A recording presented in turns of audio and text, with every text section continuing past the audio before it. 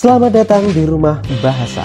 Pada video kali ini kita akan belajar tentang menarasikan informasi dari tabel dan grafik. KD yang akan kita pelajari adalah KD 4.1 untuk mata pelajaran Bahasa Indonesia Peminatan, yaitu mengubah informasi dari tabel dan atau grafik ke dalam bentuk uraian baik secara lisan ataupun tulis. Tujuannya yang pertama adalah menyampaikan pokok-pokok informasi dalam tabel dan atau grafik dalam bentuk uraian baik secara lisan ataupun tulis. Dan yang kedua tujuannya adalah menyampaikan kesimpulan dalam tabel atau grafik dalam bentuk uraian baik secara lisan ataupun tulis. Mengapa tabel dan grafik perlu dinarasikan? Informasi pada tabel dan grafik perlu dinarasikan supaya orang lain dapat lebih mudah memahami isi tabel tersebut dalam bentuk paragraf. Kalau bentuk tabelnya seperti tabel di samping dengan data yang kecil dan terbatas, orang masih mudah memahaminya tanpa perlu dinarasikan. Akan tetapi, bayangkan jika bentuk tabelnya seperti tabel di bawah dengan jumlah data yang sangat banyak, ratusan atau bahkan ribuan data. Mungkinkah pembaca akan mau membaca datanya satu persatu? Jawabannya, tentu tidak. Oleh karena itu, menarasikan informasi pada tabel dan grafik adalah hal yang sangat penting. Berikut adalah langkah-langkah menarasikan informasi pada tabel dan grafik. Yang pertama, pahami isi tabel dan grafik. Kegiatan memahami isi tabel dan grafik dapat dilakukan dengan memperhatikan judul, kolom, lajur, pergerakan data pada sumbu X dan Y, persentase data, sumber, keterangan, dan data-data lain yang ditampilkan dalam tabel dan grafik. Yang kedua, catat pokok-pokok isi tabel dan grafik. Pokok-pokok isi tabel dan grafik perlu dicatat secara rinci, terutama untuk hal-hal yang sifatnya penting. Semakin lengkap hal penting yang dicatat, narasi yang dibuat juga akan semakin lengkap. Yang ketiga, buatlah simpulan isi tabel dan grafik. Untuk membuat kesimpulan isi tabel dan grafik, hal yang perlu dicatat diantaranya adalah data terbesar, data terkecil, perubahan data paling kecil, perubahan data paling besar, dan rata-rata. Kemudian yang terakhir, rangkaikan pokok isi dan kesimpulan. Pokok-pokok isi tabel dan grafik dapat dirangkai dalam beberapa paragraf bersama dengan kesimpulan. Rangkailah dengan bahasa yang sederhana dan mudah dipahami. Perhatikan contoh berikut. 6 gempa terbesar di Indonesia pada tahun 2018. Silahkan klik tombol pause untuk membaca tabelnya terlebih dahulu. Jika sudah, mari kita masuk ke pokok-pokok informasi. Pokok informasi yang pertama adalah pada tanggal 23 Januari 2018 terjadi gempa di Lebak, Banten. Gempa tersebut bermagnitudo 6,1. Gempa ini menyebabkan kerusakan pada 2.706 rumah, 7 tempat ibadah, 17 sekolah, 6 kantor, dan 63 fasilitas umum. 11 orang dilaporkan luka-luka dan 1 orang meninggal dunia. Pokok informasi yang kedua adalah dalam kurun waktu 3 minggu, Lombok diguncang 4 gempa berkekuatan besar, yakni pada tanggal 29 Juli, serta 5, 9, dan 19 Agustus, masing-masing bermagnitudo 6,4, 7,0, 5,8, dan 6,9. Akumulasi kerusakan yang ditimbulkan adalah rusaknya 83.392 rumah dan 3.540 fasilitas umum dan sosial, serta 1.584 orang dilaporkan luka-luka dan 564 orang meninggal dunia.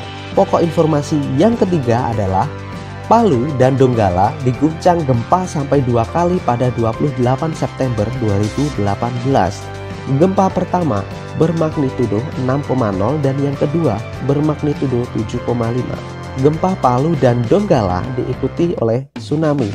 66.926 rumah, 2.736 sekolah, dan 7 fasilitas kesehatan dilaporkan rusak. 10.679 orang mengalami luka-luka, 1.309 orang dinyatakan hilang, dan 2.132 orang meninggal dunia. Berdasarkan tabel di samping, kita dapat memperoleh beberapa kesimpulan. Yang pertama, Lombok adalah wilayah dengan jumlah gempa besar terbanyak pada tahun 2018, yaitu 4 kali dalam kurun waktu 3 minggu. Yang kedua, korban terbanyak terdapat pada gempa Palu dan Donggala. Selain karena kekuatan gempanya besar, gempa Palu dan Donggala disertai oleh adanya tsunami. Yang ketiga, kerusakan paling parah terjadi di Lombok, kemudian diikuti oleh Palu dan Donggala dan Lebak, Banten. Yang keempat, gempa Lebak Banten adalah gempa dengan jumlah korban terkecil dari 3 lokasi yang terdampak gempa besar pada tabel tersebut. Setelah membuat pokok-pokok informasi dan kesimpulan, kita gabungkan keduanya menjadi sebuah narasi. Berikut adalah narasinya. 6 gempa besar guncang Indonesia di tahun 2018.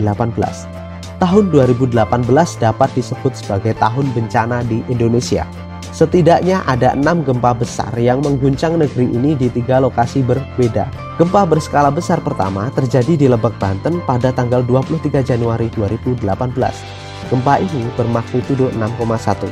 Akibatnya, 2.760 rumah, 7 tempat ibadah, 17 sekolah, 6 kantor, dan 63 fasilitas umum dilaporkan rusak. Selain itu, 11 orang dilaporkan luka-luka dan 1 orang meninggal dunia. Setelah gempa di Lebak, Banten, ada rangkaian gempa yang lebih mengerikan terjadi di Lombok. Dalam kurun waktu 3 minggu, Lombok diguncang 4 gempa berkekuatan besar, yakni pada tanggal 29 Juli serta 5, 9, dan 19 Agustus, masing-masing bermagnitudo 6,4, 7,0, 5,8, dan 6,9. Akibat gempa ini dilaporkan 83.392 rumah dan 3.540 fasilitas umum dan sosial rusak. Selain itu, 1.584 orang dilaporkan luka-luka dan 564 orang meninggal dunia. Gempa Lombok merupakan rangkaian gempa terbanyak berskala besar yang menimpa satu wilayah di tahun 2018. Belum selesai duka akibat gempa Lombok, Palu dan Donggala juga diguncang gempa sampai 2 kali dalam sehari, yakni pada tanggal 28 September 2018. Gempa pertama bermagnitudo 6,0 dan yang kedua bermagnitudo 7,5. Gempa Palu dan Donggala diperparah dengan adanya tsunami. 66.926 rumah, 2.736 sekolah, dan 7 fasilitas kesehatan dilaporkan rusak. 10.679 orang mengalami luka-luka, 1.309 orang dinyatakan hilang, dan 2.132 orang meninggal dunia. Tragedi Palu dan Donggala memakan jumlah korban paling banyak daripada gempa-gempa sebelumnya, sedangkan laporan kerusakan terbanyak terdapat di gempa Lombok. Setelah membuat narasi dari tabel, kita coba membuat narasi dari grafik. Perhatikan grafik berikut. Silahkan klik tombol pause untuk membaca grafik ini terlebih dahulu. Jika sudah, mari kita masuk ke pokok-pokok informasi. Yang pertama, pengguna internet di Indonesia tercatat sejak tahun 1998 hingga 2017 cenderung mengalami peningkatan. Yang kedua, pada tahun 1999, pengguna internet naik 500.000 dibandingkan pada tahun 1998. Kemudian pada tahun 2000 mengalami kenaikan 900.000 pengguna. Tahun 2001 naik 2,3 juta pengguna. Tahun 2002 naik 300.000 pengguna. Tahun 2003 naik 3,5 juta pengguna. Tahun 2004 naik 3,2 juta pengguna. Tahun 2005 naik 4,8 juta pengguna. Tahun 2006 naik 4 juta pengguna.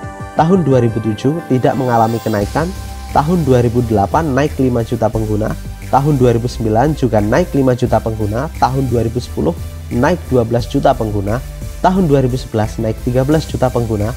Tahun 2012 naik 8 juta pengguna. Tahun 2013 naik 19 juta pengguna. Tahun 2014 naik 6,1 juta pengguna. Tahun 2015 naik 22,1 juta pengguna. Tahun 2016 naik 22,5 juta pengguna. Tahun 2017 naik 10,56 juta pengguna. Yang ketiga, selama kurun waktu 19 tahun, pengguna internet di Indonesia naik 142,76 juta jiwa. Berdasarkan grafik di samping, kita juga dapat memperoleh kesimpulan bahwa yang pertama, masyarakat Indonesia dari tahun ke tahun semakin melek internet. Dilihat dari jumlah penggunanya yang selalu meningkat. Yang kedua, Lonjakan pengguna internet terbesar terjadi pada tahun 2016 dengan angka kenaikan 22,5 juta pengguna dibanding tahun sebelumnya. Yang ketiga, pada tahun 2007 pengguna internet tidak mengalami kenaikan. Yang keempat, kenaikan jumlah pengguna internet pada setiap tahun tidak selalu sama dan lebih bersifat fluktuatif. Kadang mengalami kenaikan besar dan kadang mengalami kenaikan kecil. Yang kelima, pada tahun 2017 lebih dari setengah penduduk di Indonesia sudah menggunakan internet. Berdasarkan pokok informasi dan kesimpulan yang telah dibuat, narasinya adalah sebagai berikut. Yang perlu diperhatikan, grafik tersebut diambil dari sumber Technopreneur. Berdasarkan informasi yang disusun oleh Technopreneur, jumlah pengguna internet di Indonesia dari tahun ke tahun cenderung mengalami kenaikan. Pada tahun 1998, pengguna internet di Indonesia tercatat hanya 500.000 orang, dan pada tahun 2017, angka tersebut melonjak secara signifikan menjadi 143,26 juta orang. Dalam kurun waktu 19 tahun, pengguna internet di Indonesia naik 142,76 juta orang. Artinya, lebih dari setengah penduduk Indonesia saat ini sudah melek internet. Dalam kurun waktu 19 tahun, pengguna internet di Indonesia memang cenderung naik, tetapi kenaikan angka tersebut tidak stabil atau fluktuatif. Misalnya, pada tahun 2001, terjadi kenaikan sebanyak 2,3 juta pengguna dibandingkan tahun sebelumnya. Tetapi, pada tahun berikutnya, yakni 2002, kenaikan hanya berada pada angka 300.000 pengguna. Kemudian naik lagi 3,5 juta pengguna pada 2003, bahkan pada tahun 2007, angka pengguna internet di Indonesia sempat tidak bergerak. Kenaikan pengguna dalam jumlah besar benar-benar terjadi saat masuk tahun 2010. Pengguna internet di Indonesia naik 12 juta orang. Sejak tahun tersebut, angka kenaikan pengguna internet tidak pernah kurang dari 6 juta setiap tahunnya. Bahkan, angka kenaikannya benar-benar signifikan pada 2016, yaitu 22,5 juta pengguna baru internet. Meskipun pada tahun berikutnya, yakni 2017, angka itu kembali turun menjadi 10,56 juta pengguna baru. Kenaikan pengguna internet ini menunjukkan bahwa setiap tahun semakin banyak masyarakat Indonesia yang memanfaatkan internet untuk membantu keperluan hidupnya, mulai dari urusan pekerjaan, pendidikan, hingga hiburan. Angka kenaikan pengguna internet ini juga dipengaruhi oleh kemajuan teknologi seperti munculnya ponsel pintar. Setelah kalian mengetahui cara menarasikan tabel dan grafik, coba kerjakan tugas berikut. Narasikan tabel di bawah ini dengan menggunakan bahasa yang mudah dimengerti. Silahkan klik tombol pause untuk membaca tabelnya terlebih dahulu. Dan tugas yang kedua, narasikan grafik atau diagram lingkaran di samping dengan bahasa yang mudah dimengerti. Silahkan klik tombol pause untuk menyimak grafiknya terlebih dahulu.